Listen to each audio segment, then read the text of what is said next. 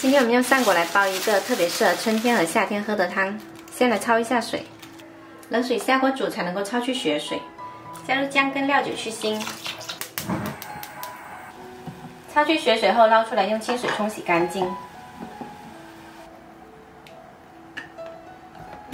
煲汤我们建议呢，最好用砂锅，它的保温性比较好，煲出来汤比较香，而且呢汤水也不会蒸发掉很多。在我们这边呢，春天跟夏天都特别爱吃枸杞叶，它清甘明目。我们来把这个叶子摘下来。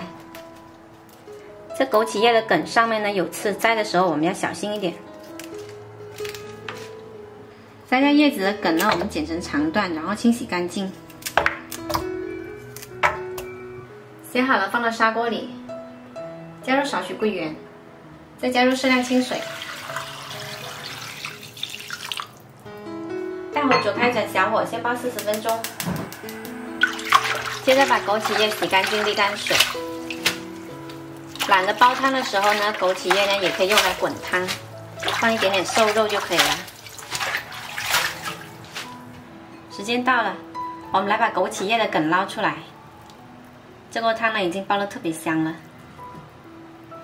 改调大火，加入1把枸杞，再把枸杞叶放进来，煮开就可以啦。来点点盐调味就可以关火啦。这一锅简单的枸杞叶骨头汤呢，喝起来清润回甘，特别香哦。喜欢的朋友可以试一下。